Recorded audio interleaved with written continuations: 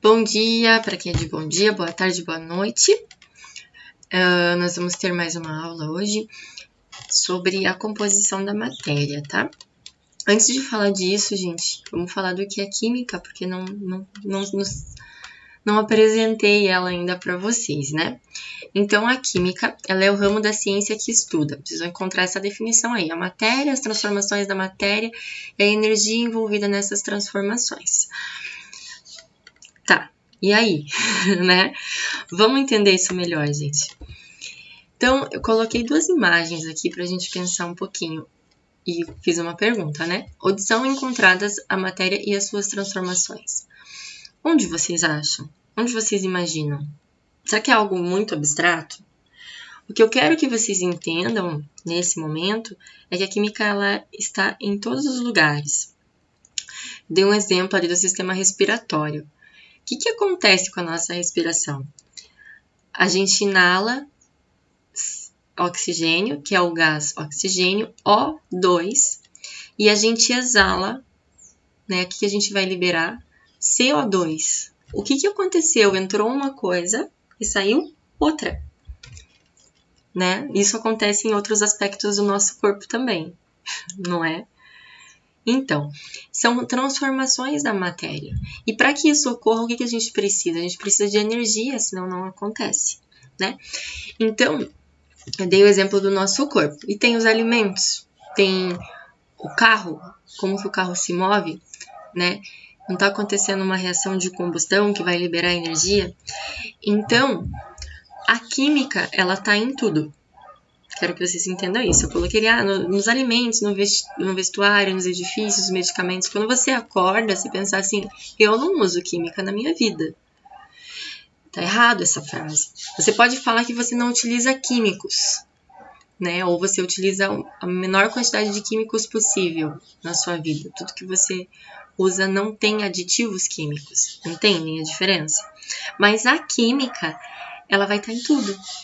Ela está em tudo, é a transformação da matéria. E a matéria está se transformando, né? Então, quando a gente descasca uma maçã, o que acontece com essa maçã? Isso que você não coma ela não vai ficar mais escura? Tem vários passarinhos cantando agora. E é um processo de oxidação, que em contato com o oxigênio é como se fosse a ferrugem, né? Então, percebam isso e entendam que a química está em tudo. Qual que é o grande problema?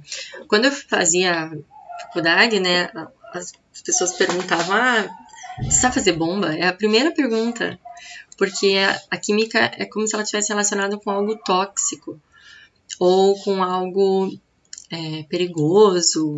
E a outra, né, a bomba atômica. Então, qual que é o problema do uso dos produtos químicos? Quando a gente pensa nisso, é o uso desenfreado, né? Então, a gente não só o uso desenfreado de coisas que são mais agressivas, elas foram feitas, elas foram projetadas para uma utilidade, né? Entretanto, né, o ser humano, com todas as suas características, ele não utiliza como deveria. Eu coloquei aqui uma imagem, ó, de um homenzinho, um homem medicamento aqui, né? O homem farmácia, né? Por quê? Será que a gente precisa tomar a quantidade de remédios que a gente toma? Será que a gente não conseguiria, de repente, utilizar produtos que vêm direto da terra, ao invés de sintetizar um químico em laboratório? A química está presente na erva que você vai tomar, no chá que você vai tomar, no cúrcuma, que é um anti-inflamatório natural, que é o açafrão, que você pode tomar, né? Mas a gente também tem os medicamentos, e eles estão aqui para nos ajudar, né? Em coisas que muitas vezes, da forma natural, ia demorar muito mais, e a gente precisa de um resultado mais rápido. Então, em situações que são necessárias, mas não usar deliberadamente. Eu tô com dor de cabeça, paracetamol, tô com dor de cabeça, paracetamol, o teu fígado não vai aguentar, né? Antibiótico, o uso desenfreado de antibiótico, o que está acontecendo com as bactérias? As bactérias, elas estão ficando muito mais resistentes. Então, é só um exemplo. Outra coisa aqui, né, na produção industrial, Pensando em alimentos produzidos em larga escala, foi muito bom para a evolução da humanidade no sentido de menos pessoas passarem fome, o desenvolvimento da agricultura também, né? A gente pensar que nos períodos antes das guerras, a gente não tinha alimentos como a gente tem agora. Muitas coisas se desenvolveram nos momentos de guerra, né? Nos períodos da guerra. Como que os soldados iam receber alimentos? Então, daí nasceu a conserva. Mas da conserva para os processados que a gente tem hoje, foi um caminho bem longo, né? E com muitos aditivos químicos. Eles chamam de aditivos alimentares, né? Quando a gente está falando em alimentos, daí não é aditivo químico, mas é um químico, né? A gente necessita colocar um aditivo para conservar aquele alimento que muitas vezes não é um aditivo natural. E aí, para quê? Para ele ganhar mais tempo de prateleira, porque senão estraga, perde. E isso também, né? Para dar conta de todo um sistema que a gente tem que trabalhar muito, muito, muito, muito, e não dá tempo de preparar o nosso próprio alimento e ter certeza do que a gente realmente está consumindo. Fiz um parênteses aí falando da alimentação, que também envolve o nosso corpo, né? Então, isso tudo aqui, aí voltando para a indústria, o que ela libera aqui, ó? Tá liberando gases. Será que esses gases foram tratados corretamente, como deveriam, para daí sim ir para o meio ambiente? Né? Por isso a gente tem a química, o ramo da química ambiental, tratar esses efluentes. Os passarinhos estão animados aqui hoje, que bom, né? Gente, aqui essa imagem é uma imagem muito triste, assim, mas é uma imagem que ocorre, se a gente for juntar mesmo, isso aqui são 60 toneladas de lixo que foram retiradas da praia de Montesino. E a gente sabe que é uma realidade. Por que usar tanto plástico? O plástico realmente foi a era dos polímeros, trouxe muita coisa legal para o homem.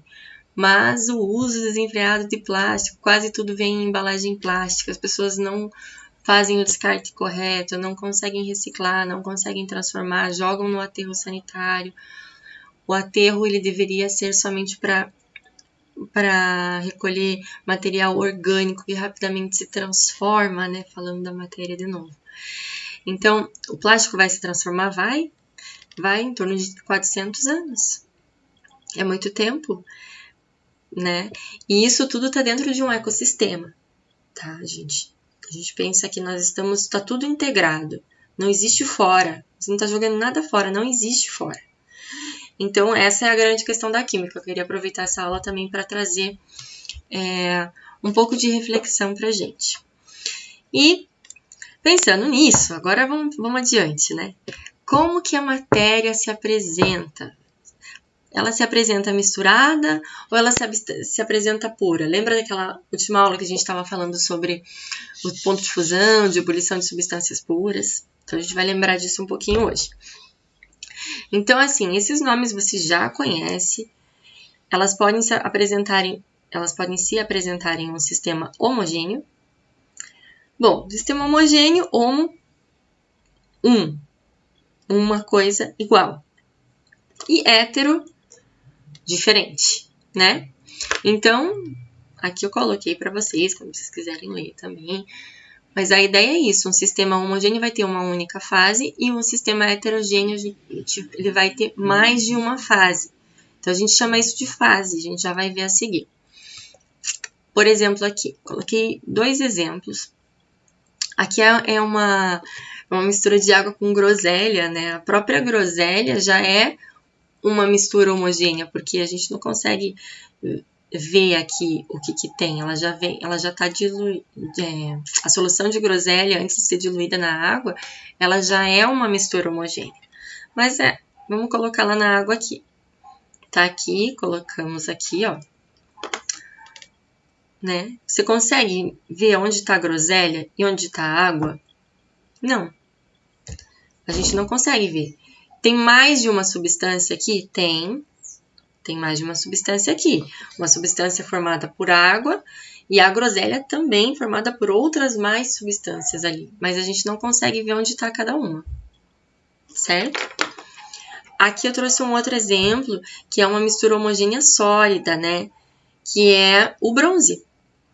que é uma liga metálica de cobre e estanho. Você consegue ver onde está o estanho? Consegue ver onde está o cobre? Não. Então, isso a gente chama de mistura homogênea. E mistura heterogênea, o exemplo mais clássico que a gente pode dar aqui, né? É da água e o óleo. Onde está a água, onde está o óleo? Lembram da última aula sobre densidade? A água está embaixo, né? O óleo em cima. Eles não se misturam, eles são líquidos imiscíveis. Não se misturam, por isso a gente consegue ver. Então, aqui a gente tem uma mistura composta por duas substâncias, uma óleo e a outra água, que apresenta duas fases. Consegue entender isso, gente? Vamos lá, então. Então, qual que é a diferença entre fase e componente? Eu trouxe um exemplo que vai deixar isso bem claro para a gente. Nessa mistura aqui, nós temos gelo, água salgada e sal não dissolvido, né? Então, gelo, o que é gelo? Gelo não é água? Então, nós temos como substâncias aí, posso dizer uma, por enquanto, água. E a outra substância, o sal. Tá, então temos duas substâncias, mas e o gelo? O gelo não é água. Então, vamos lá. Quantas fases? O gelo é água, mas ele não está no mesmo estado só, no mesmo estado físico, a gente consegue vê-lo. Se ele tivesse em forma de vapor, a gente não ia conseguir ver, né? Então, uma fase do gelo, a água salgada, duas fases. O que mais que a gente consegue ver ali? O sal não dissolvido, que é o sólido precipitado ali, 3 fases. E quantos componentes? 2 componentes, que é a água e o sal, certo? Pensando nisso, eu trouxe um exemplo para a gente classificar aqui. Vamos fazer, me acompanhe no raciocínio. Tomar uma... Vamos pensar ali.